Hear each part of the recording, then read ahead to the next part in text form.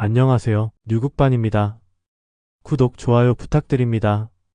오늘은 올해 국채이자 32조 원인데 4년 뒤 국채이자 45조 원에 육박하며 이는 국세 수입의 약 10%에 달한다는 전망과 관련된 뉴스와 그에 대한 국민 댓글을 전해드리겠습니다. 한국 정부가 빚을 내 갚아야 하는 이자, 비용이 4년 후엔 국세 수입의 10%에 육박할 전망입니다. 저성장으로 세금은 덜 걷히는데 나라 빚은 급증하면서 재정 건전성에 빨간불이 켜지고 있다는 우려가 나오고 있습니다. 이것은 선심성 돈뿌리기 정책을 남발하기 때문이겠죠? 자기들 쌈짓돈인 양 마구마구 써대니까요. 이미 문재인 때 경험해봐서 별로 새롭지도 않습니다. 22일 국민의힘 윤영석 의원이 기획재정부에서 받은 자료에 따르면 한국의 국채이자 예상 비용은 올해 32조 원에서 2029년 44조 7천억 원으로 4년 새 12조 7천억 원이 늘어나게 됩니다.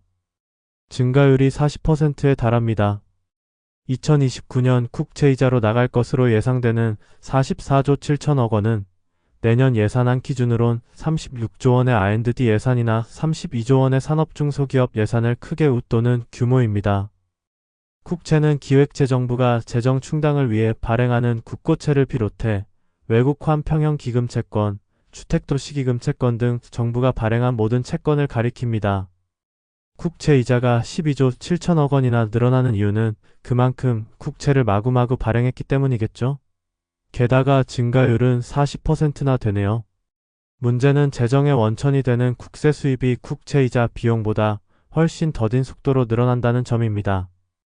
기재부 추산으론 국세 수입이 올해 382조 4천억 원에서 2029년 457조 1천억 원으로 4년간 20% 늘어나는데 그칠 전망입니다. 같은 기간 국채이자 비용 증가율 40%의 절반밖에 안 됩니다. 이로 인해 국세 수입 대비 국채이자 비율은 올해 8.4%에서 2029년 9.8%로 올라가게 됩니다. 거기다가 나라의 세금 수입 증가율 예상에 따르면 이것은 4년간 20%밖에 늘어나지 못하네요. 국채이자는 2010년대만 해도 18조 19조 원 안팎에서 유지됐었습니다.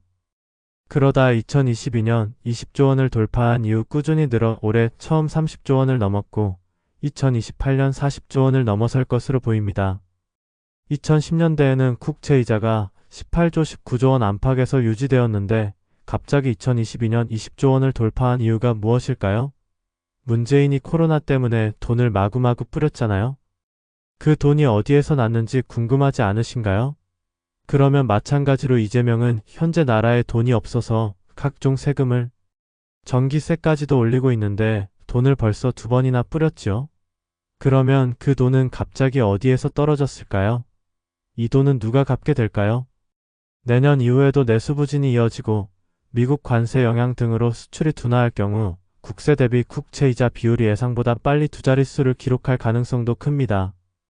윤영석 의원은 이재명 정부가 210조 원에 달하는 선심성 공약을 내세워 국가 채무를 눈덩이처럼 불려놓고 그 부담을 국민과 미래 세대에게 떠넘기고 있다. 라고 언급하며 급증하는 나라빚 이자로 복지와 교육, 지역 균형 발전 예산은 줄줄이 축소되고 국가 신용도가 하락할 수 있어 우려스럽다. 라고 말했습니다. 내수 부진은 이미 결정된 것이나 다름없습니다. 우선 1인당 최소 25만원씩 뿌렸지요. 이 돈은 우리나라 경제가 발전해서 생긴 돈이 아니라 정부에서 아무 일도 없는데 강제로 뿌린 돈입니다. 이런 돈이 사회에 유입이 되면 어떻게 될까요? 물가가 올라가게 됩니다. 게다가 더불당 정권에서는 항상 최저임금을 팍팍 올리니까 물가는 더 오르게 되겠지요. 거기다가 대미 관세가 현재 25%이고 앞으로 더 오를 수도 있는 상황인데다가 일부 첨단 관련 제품은 현재 50% 관세를 때려 맞는 중입니다. 이것이 다 누구 때문일까요? 그러면 기업 매출이 떨어지게 되기 때문에 거기에서 일하는 근로자가 사회에 쓰는 돈의 규모도 줄어들게 되겠지요. 그러면 경기가 좋아질 수가 없겠지요. 그렇게 되면 결과적으로 물가는 인플레이션이 오는데 경기는 침체가 오게 됩니다. 이것을 스태그플레이션이라고 하지요. 그러면 결론적으로 거치는 세금도 더 줄어들게 되겠지요. 지금부터 이 뉴스에 대한 국민들의 댓글 반응을 살펴보겠습니다. 그래도 명절 보내라고 상위 10% 제외 전국민 소비 쿠폰 준다니까. 나 몰라라 히덕거리는 국민들. 그 맛에 국민들 등쳐먹는 정치꾼들. 한심한 대한민국.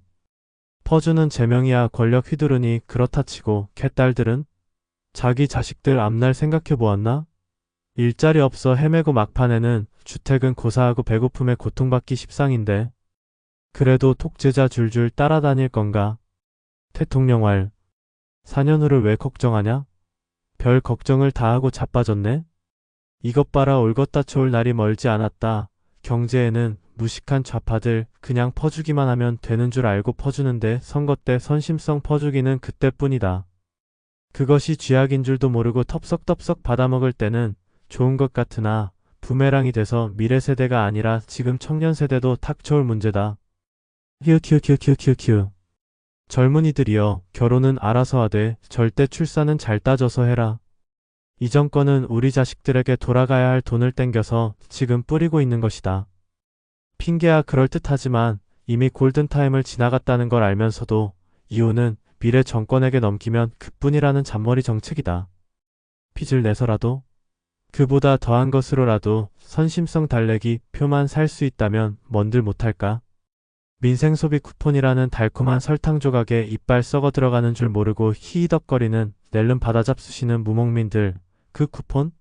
20조 국채 찍고 추경낸 것 아닌가? 전국민 1인당 45만원씩 부채가 새로 생긴 건 모르겠지. 국채는 중국이 야금야금 사들어가고 나라국 간 빈지 오래되고 이젠 기둥채 썩어 들어간다. 정신 차리거라. 무목민들아. 자식들 눈물이 안 보이더냐? 이런 데는 신경도 안 쓰는 대장동 판가 배추 자본, 방화 미수범, 국정원에 자식 꽂아 넣은 자들의 행태다. 그런 것 신경 쓰면 아직도 소비 쿠폰 발행하고 사기치겠나. 재정 나아지기는커녕 쓰나미가 닥쳐올 것이다. 두고 보자. 문재인 때 펑펑 이재명도 펑펑. 정신 못 차린 것이다. 보수 정권이 꾸준히 낮춰놓으니 좌파 정권이 홀랑 떨어먹고 망하는 집구석하고 똑같아. 한국 정치도 망치더니 국방 장병봉급 체계 엉망 만들어 군기를 떼기장치고 이제 남은 경제마저도 깽판 만드는구나. 이때쯤 구국의 영웅 이순신과 박정희 같은 이가 나타나야 하는데 걱정들 마라. 법카가 다 해결해 줄 거니 내년 지방선거 때 또 줄게. 그리고 그 다음 총선 때 또 주고 또 그리고 그 다음 대선 때는 아주 큰 걸로 준비했으니 기다려들 봐. 푼돈 퍼주며 히히덕거리는 정부는 바보? 민주당이 원하는 게 나라 말아먹기여 아니여? 답 나오네. 제메이한테 물어보면 답을 알려주기다.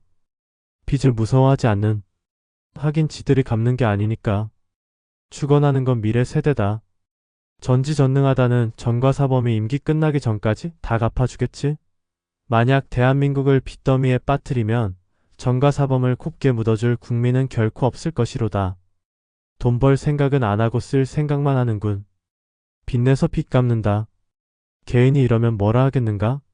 밭이 있는데 씨가 없어 농사를 못 지으니 빚내서 씨를 구해라. 권장하겠나? 여기까지 국민들의 댓글 반응이었습니다. 여기까지 국민들의 댓글 반응을 보면서 든 생각은 우선 문재인 때 돈을 펑펑 써서 나타난 부작용에 대해 알고 계시는 분이 많이 계시다는 것. 이재명이 펑펑 쓴 돈을 갚는 것은 미래 세대들이라는 점을 잘 알고 계시다는 것.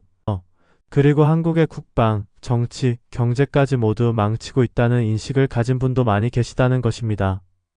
댓글에서 말씀하시는 대로 하루빨리 구국의 영웅이 나타나서 혹은 국민들이 들고 일어나서 이재명을 비롯한 더불당 쓰레기들을 모두 청소해 주기를 바랄 뿐입니다.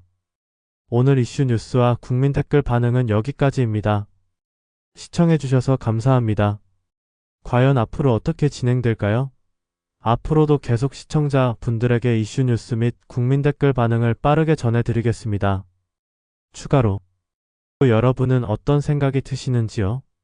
댓글로 여러분의 생각을 알려주시면 더 좋은 영상을 만드는 것에 큰 도움이 되겠습니다. 구독, 좋아요 부탁드립니다.